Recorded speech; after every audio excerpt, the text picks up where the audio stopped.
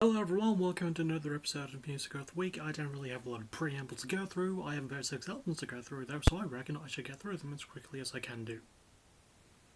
We begin with American Television and what I think is their second album titled Scars. This is a band I heard about through rather dubious circumstance because of the whole just insane thing that happened not that long ago, because American Television was signed to AF Records, which was the record label that Anti-Flag owned until the whole thing with that happened. So the band had to release it, I think, independently. It's a really solid bit of punk rock, more on the pop-punky side of punk rock, but it does it quite well. Giving it a B. I really enjoyed quite a fair bit of this. I thought it had some really solid riffs, really good political lean with the lyrics. I quite like the cover art as well. I just think it looks really nice. I like the usage of red, and amongst black and white. I'm a bit basic when it comes to it, but it's a style that works for me. Performances are really good too. Produced quite cleanly, mostly quite cleanly. There is some issues in some places with the mix. It can feel a bit overbearing on the vocals, but for the most part, it's handled quite well. The structuring, you're not really going to get a lot out of it. It's a fairly short album, but it does pack a lot of really good, reliable punk energy.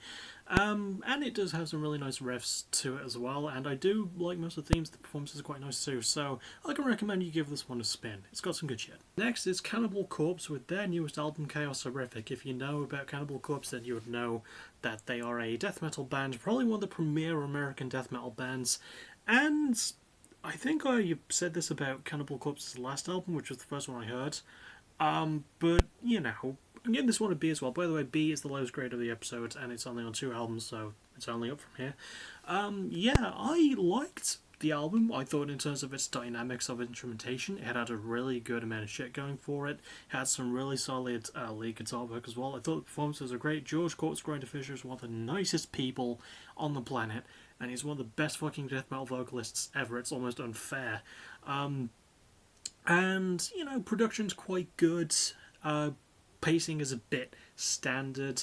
Lyrics are about the death and murder and very detailed vision of it. I mean, it's basically everything you want and could ask for from a Cannibal Corpse album. That's really all I can say about it.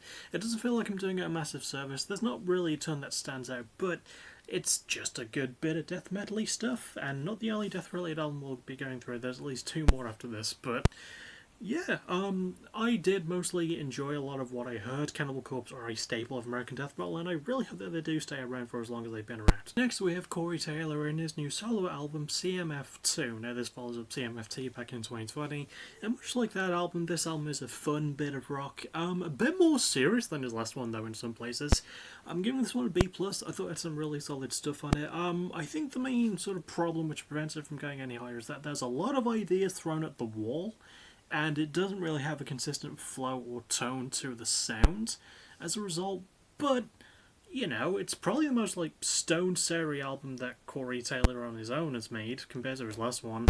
It's just some really good, solid hard rock. I really like the guitar work on it. The lyrical themes are a lot more serious this time around, with the typical themes of anxiety and addiction and trying to just move on from the past and love and things like that.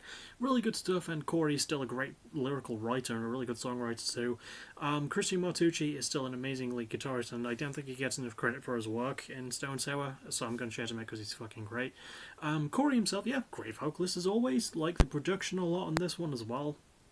Really good pacing. Mostly good pacing. For as much as it has on it, and there is quite a lot, it does manage to tie it together quite nicely.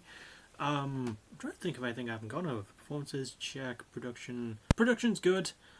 Production mostly works. I think it was handled by Corey and the same guy who handled his last one. There will be corrective text, obviously, if that's not the case. Really good stuff, and I'm glad Corey's still doing his solo stuff, and I'm looking forward to either whichever band drops a new album next between Stone Sour and Slipknot. So, it's good though. It's good. Next we have Necrotic, and what I think is their 5th album, Imperium. So, I know what you're all thinking. When you hit the term Imperium, you just want to do the WWE thing, because Gunther is the best wrestler on the planet right now. Well, my favourite is AJ Styles, but Gunther is one of the best fucking wrestlers going. Probably the best IC champion ever. I'm giving this one an A+, though. It is fitting that Necrotic are from Germany as well, so it works with the Gunther thing. Yeah, no, I fucking love this album. I really like Necrotid's last one as well, and that was the first album I heard by them. And I was really excited to see how they would push the envelope. And yeah, no, this album fucking rips. It is such damn good deathcore. The best deathcore album of last weekend. We'll get to the other one a bit, for the last album of this episode, spoiler alert. But I just really fucking loved it. I love the dynamics of the instrumentation fucking going in. That's the second time today I've used the phrase dynamics of the instrumentation. But it's true. It's really nicely layered. I fucking love the lead guitar work. I love how it just smoothly marries together with the heavy drumming. The double bass is on fucking point. The vocals are amazing as well. The lead singer, Fabian Fink, I think his name is, it does incredible stuff. His highs are fucking amazing. The lyrical themes about the impending apocalypse, our own doom, and so on, the cheerful stuff, are really well told through story, and I love the fact that they speak in German, as well as a bit of Latin as well, but mostly in German, because German deathcore, in fact, deathcore in any native language that isn't English sounds fucking amazing. I mean, for a key example, Slaughter to Prevail. Russian deathcore, fuck yes. But also Necrotid German deathcore, fuck yes. Go listen to it. Really good production too. I love how fucking clean it all sounds.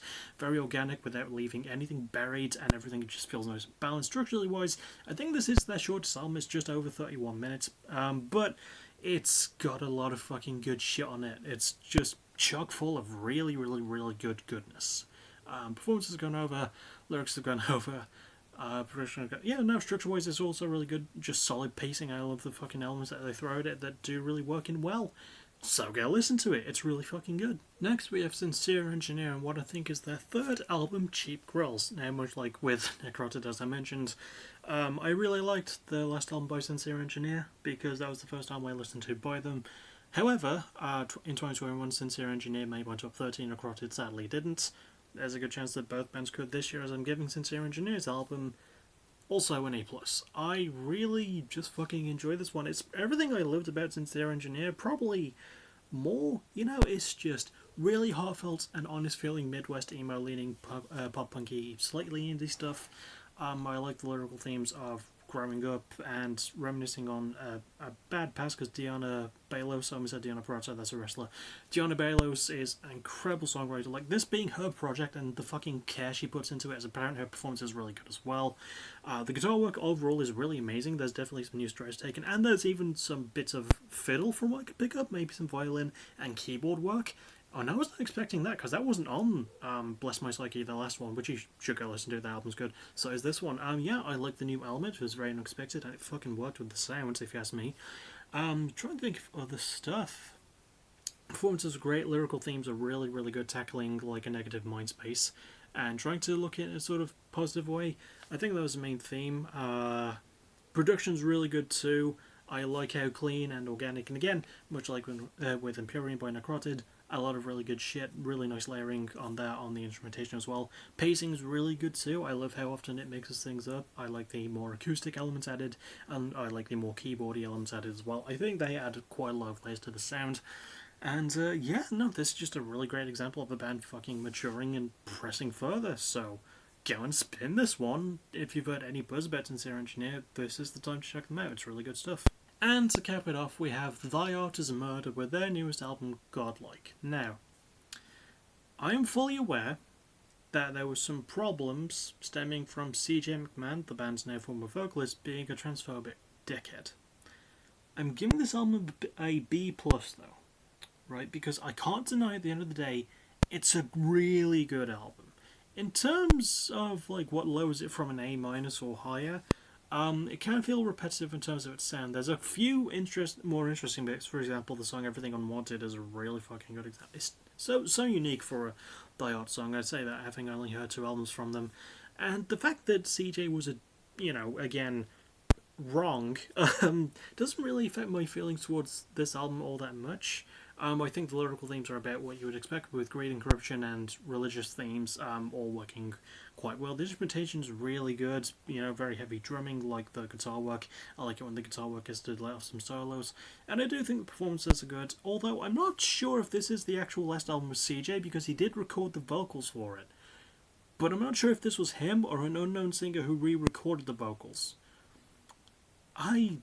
There's some speculation if it could be Tyler Miller from there's the band he is in or was in.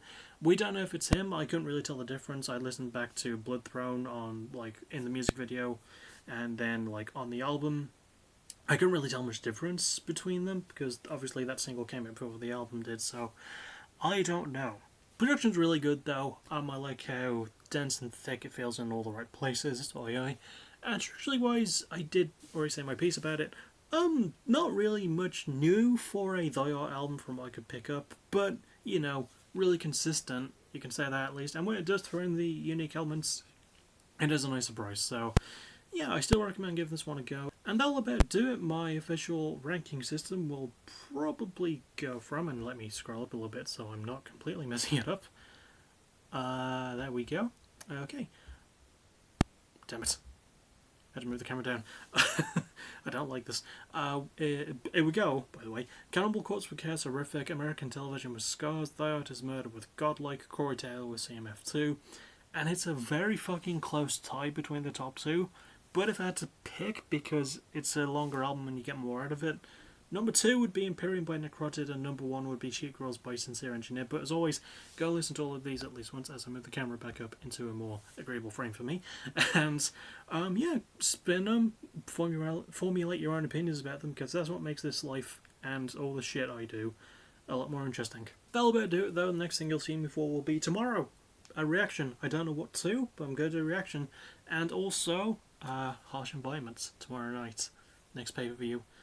That's going to be good. The card's basically already set up. I just have to actually jot it down with my booking council. So I'll see you all tomorrow for those two things. And then, well, nothing on the weekend. There's no fight card this weekend. So I get a weekend off, technically speaking, because I don't really do anything all day anyway. But the fact is, I'll see you tomorrow for a reaction of some sort and for Harsh Environments. As always, thank you for watching. You're awesome. Bye-bye.